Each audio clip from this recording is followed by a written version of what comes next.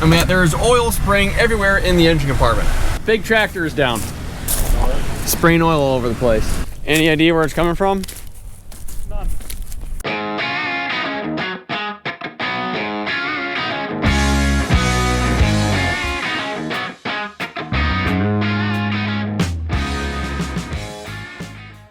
What's up, T? Pound it. So a quick little update since the last time you guys have seen a video. That night we had a bunch of rain, and then a couple days later we had more rain. So it's been 4 or 5 days since we last planted anything. It's finally starting to get dry enough. We're gonna try and go plant some soybeans today, actually. The problem is that we have today, tomorrow, part of tomorrow, and then like the rest of the week looks really rainy. So we kind of gotta push really, really hard here. But since the last time you guys have seen me, we got our tractor fixed. So if you remember, I actually ended up like steering the tractor last time because I didn't have enough power in the cab to run the GPS receivers. So we got a new battery cable installed. It goes from behind this panel up here in the battery up through here, and then it goes back there behind that little black panel right there. And then also the steering was pulling left consistently. We had a mechanic come out. He measured the, I think it's like a swash plate or something on these 2 tracks. Basically over time, this valve or this swash plate, I think it's a valve. This valve can get wore out and it like loses where neutral is. So when you let go of the steering wheel and you're going straight, it'll actually pull one direction or the other. He got that all calibrated, and I was having issues with row number 7. If row 7 continues to have issues, we know it's a wiring harness. But because I switched the meter and the belt with row 8, if row 8 here, so this is actually row 8, it says 7. If row 8 has issues, then I know that it is meter or belt related. And then I switched the motor that was on 7 with 6. So if row 6 has issues, it's motor related. But if row 10 has issues, then it is a row control unit issue. So I got it all, it's not fixed, but I have everything separated, so if a row does act up, I'll know immediately what's causing that row to act up. But because we are switching to soybeans today, and the last thing we planted is corn, all of these meters are set up for corn, and we still have a little bit of corn that's left over in the box. So I got to get all these meters switched over, which I'll show you the process here in a bit. First thing I need to do is I need to dump all the corn out of this planter and into this beautiful Wiffles W2446 corn bag. These ExactEmerge units are like a feat of agricultural engineering. They're amazing units until you need to clean them out, and then they're just a piss poor design. But I dump all the dirt out of here. I gotta remember, I think this kind of does this. I think it goes like that, I believe. We'll see how much I dump out in the ground, I guess. Yeah, I guess that works. This would be a much faster job if you had 2 people. Technically I do have T here, but she doesn't have thumbs, so. Do cats have thumbs? T, I need to investigate. Oh, how many fingers you guys got here? You got 1, no, give me your hands. 1, 2, 3, 4, I guess you do have 5 claws there. 2, right? Yeah.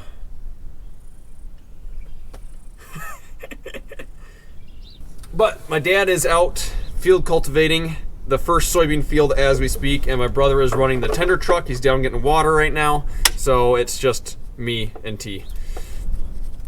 But like I said, what in the heck is... So now that I got all the seed taken out of all the units, what I do is I have this here pole. I take all these individual bowls off like this, and then I put my camera down because I need a free hand. And I put the bowl on the pole, and then you're supposed to store it sideways like this, otherwise they can get warped. Anyways, these are corn specific bowls that are on it right now. I don't know how well you can see it, but every other hole is punched out. The soybean bowls are basically the exact same thing, except every hole is punched out. So I think the corn bowls have 32 holes, yep, and then the soybean ones have 64, because you're planting a higher population. You need more space for seeds to go in the bowls, otherwise this thing is spinning way too fast. But now, before I put the new bowls on, there's two things I need to do. First thing is I need to take this double eliminator. So right now I have it on the corn setting, which is the middle setting of these three. And now you can adjust this up and down depending on how your singles and doubles are doing. But this is kind of a piss poor system, and the fact you need to take the bowl off and lose all the corn out of the unit before you can do it. So basically everybody just leaves it right there because it's just a pain in the butt to change it in the field. And this thing at 98% singulation is still better than a lot of planters at 99% singulation. But for soybeans, press these little two tabs and you bring her all the way down to this bottom mark like that. And now the last thing that needs to be done before I put the soybean bowls on is I took all the units off, and there is this green strip on the bottom. This is called an agitation strip or a rumble strip or whatever you want to call it. So when the bowl spins around, this strip is kind of what keeps the corn flowing and moving and not getting stuck. So the corn one is green and it has these little bumps on it. I don't know if you can hear my fingers rubbing on it. And the soybean ones are yellow and smooth. There are quite a few people that just use the corn ones for soybeans, but the problem is that it's probably like hard to imagine, but a soybean is a lot more abrasive than a thing of corn, a seed of corn, because if you look underneath the microscope, soybeans are extremely abrasive, have an extremely abrasive surface, while the corn is a smooth surface. So even though the soybean's round and it rolls, it's very abrasive and it wears these strips down really fast. So there are some people that just leave the corn ones in there and then just replace them every couple of years, but I do have the proper soybean ones, and I myself am not in a big hurry right now because the digger's out in the field and we're gonna have to let it dry a little bit before I can go plant anyway. So I'll just flip them all out. It's a pretty easy process. Basically, there's just 3 tabs in the back and it pops right off. Okay, now we got these soybean bowls. As you can see, it's 64 holes, so there's a hole in every single slot. And basically, now everything else is in here, I just pop these on, tighten down this knob right here until it clicks, and then I just give her a little spin, make sure she's not too tight or too loose. That's maybe a little bit the tight side, but there's quite a bit of vacuum pressure on these, so I think it'll be okay. Okay, finally got all that. Got nice and warm out. Able to put on I wore my Minnesota wiffle shirt this time. Last time I wore my South Dakota one. So, come on. There we go. Now I just gotta empty out the main CCS tanks.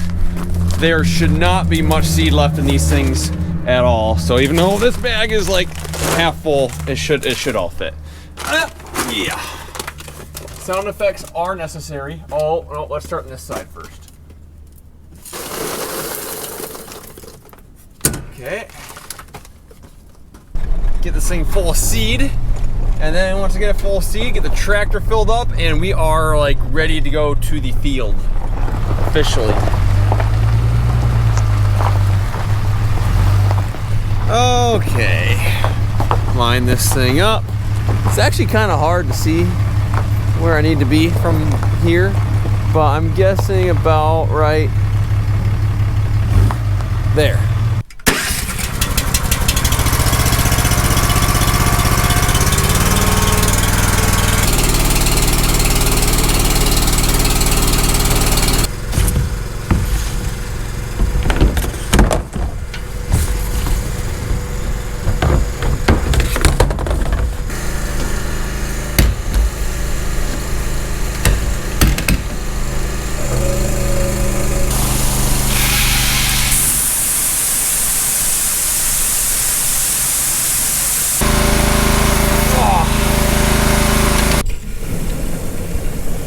So I got all fueled up and got everything set up in the monitor, basically ready to go.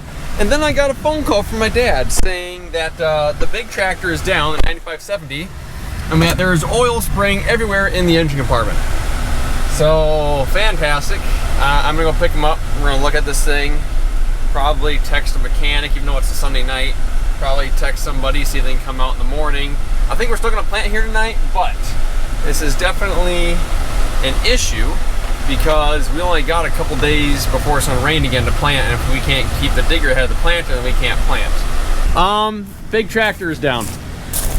spraying oil all over the place. So I'm gonna go pick Dad up, and then we'll bring him back here. All right. Oh no. Any idea where it's coming from? None.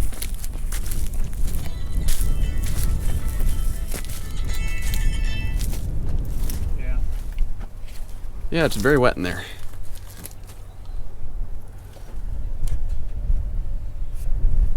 Or hydraulic greenish. I don't want to get my fingers all greasy. I'm just gonna shove my nose in it.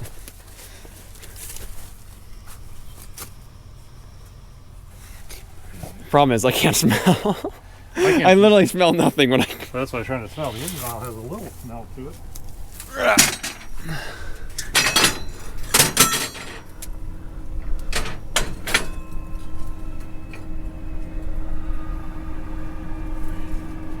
I wonder if it isn't right here. Where? Right on this, whatever this is. I tightened it up. It wasn't very loose. Okay, because this top pipe right here, which probably goes to the intercooler or something, half the pipe is soaked, the top half is fine. Yeah, except you got the fan blowing it. But it's by the fan, it's so hard to tell. True, but it's like the front half, it's like a quarter of the pipe though, like it's not. You want me to start it up? Yeah, sure. I walked around it with it running, I couldn't tell anything. Okay. I wonder if I shouldn't engage the pump or something hydraulically to see if... Yeah, you can do whatever.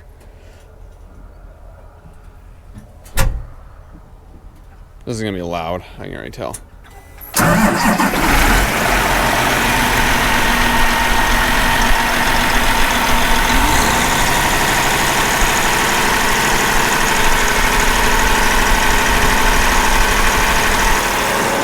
Don't see anything on that side.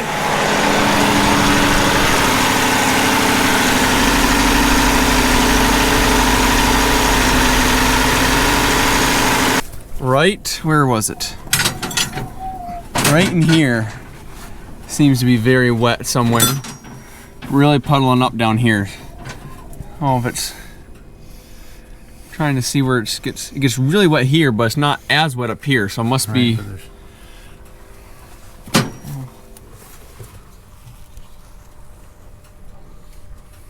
Able to see anything that time?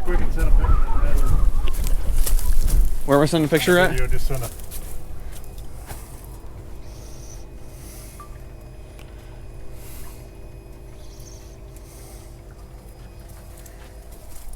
Oh, this is like some kind of main. Well,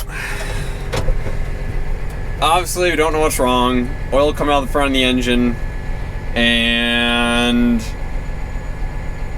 I don't know. We got on the dealer's list, I think, so hopefully someone comes out right away in the morning.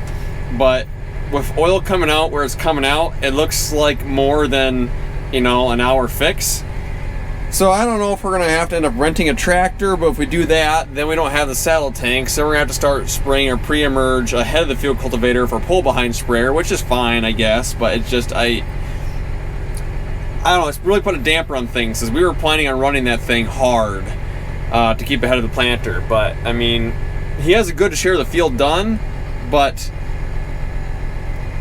by noon tomorrow I could be caught up, so not even. Okay, set you guys up right there. Let's get this thing unfolded.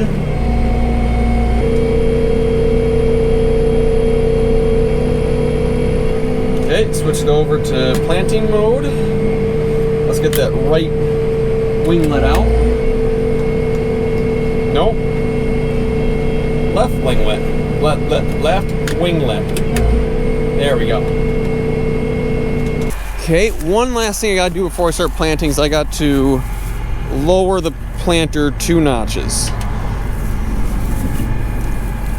Like that. Got corn in there. There we go. So, planting seems to be going good so far.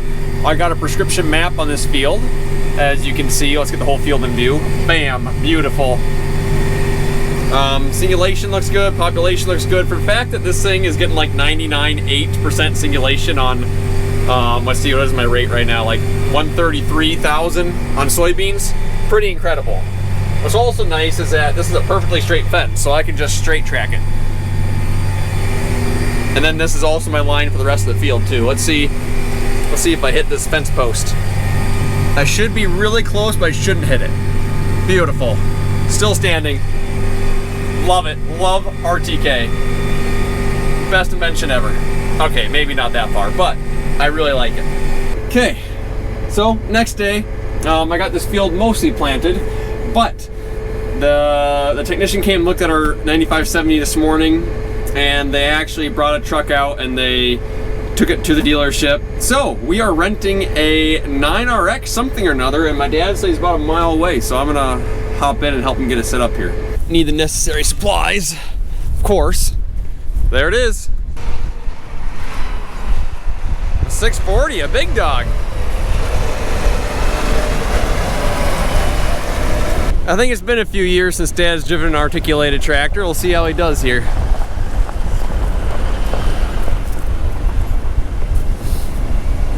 It's not exactly a Steiger.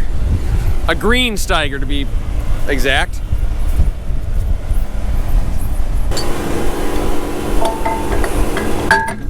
Dang, first try.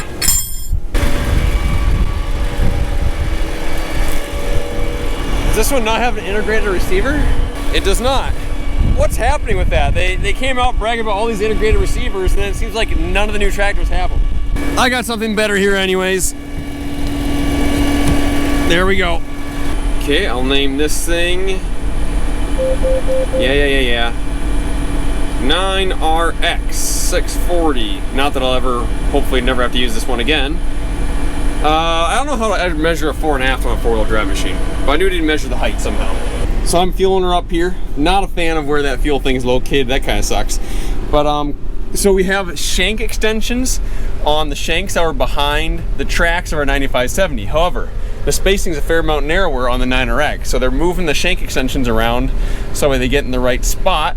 So that way, right behind the tracks, the field cultivator will actually dig a little bit deeper than the rest of the field cultivator. How fast? 6, 7, 5. See if we go up one more, what it does. That's about right. I was at 11th at 2,000 RPMs. Okay, 2,000 RPMs. Let's. It might need all the RPMs. Let's. How do I do this? There we go.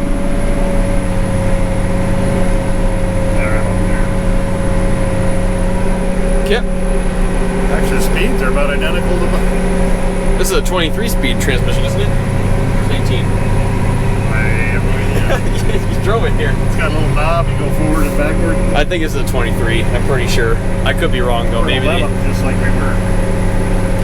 I went down the road with it, I have no idea what year it was. Cool. There we go.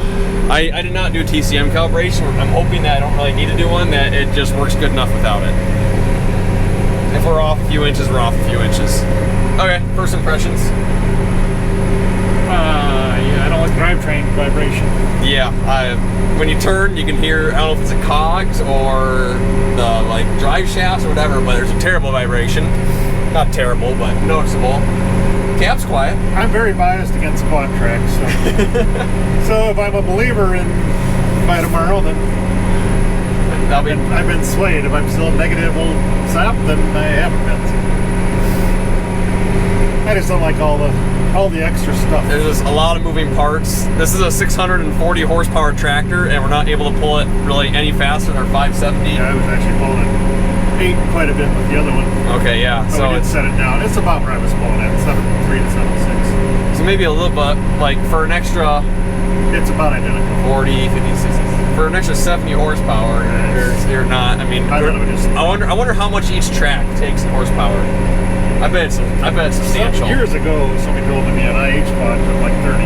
30 per track? 30 something. So if you had 2 of them, that's about your 60, 70 horse. So. Yep. But I have no idea that's right.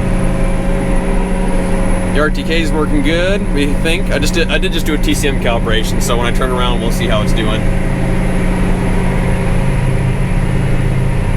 It is quieter, but I think that's part of the new cab. I think the new cab is quite a bit quieter. They're so loud, and it's not loud. You're at 55 foot. Oh no, I'm at 30 foot. That might be part of the problem. I'll stop at the end. I forgot to do that. Turns out, if you set your track spacing for the right distance, it works a lot better. It works. Yeah. I would love to get the drone out today, but it's like 40-mile-per-hour winds. We can take off there and try to catch it. People, in the last video, people were like, why don't I see a Whipple's flag on the planter?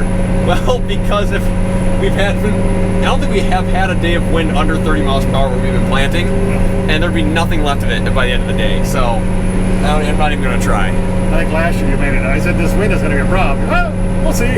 Yeah. And 2 hours later, my flag was gone. Your flag had flown. Yeah, it was. Chris found it on the road with the gator because it actually snapped the metal holder in half. Yeah. Southern Minnesota in the spring, wind is just kind of a thing. Kind of an everyday deal. Yep. GPS is set up. Let him at it. Are these cog driven? I think these are cog driven. I don't know. You're not gonna be able to hear it on camera, but when you turn these 9RXs sharp, you can hear and feel quite a vibration.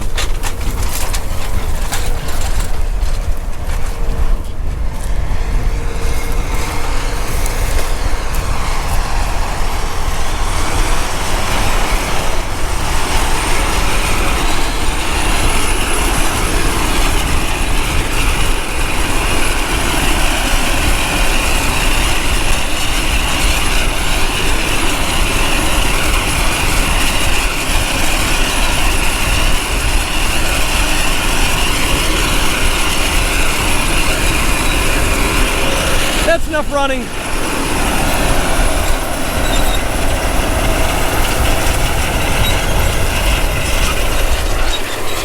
Now the most complicated thing is that we're gonna have to come back with a sprayer now and sprayer pre-emerge because, well, we don't have saddle tanks on this 9RX. And just like that, in like 15 to 20 minutes, we planted a soybean field, we dang near blew up a tractor, and we got a new tractor. Crazy how video editing works. Well, I finished up planting here. I'm heading up. We're gonna go switch back to corn. So thank you guys for watching. I'll see you in the next one.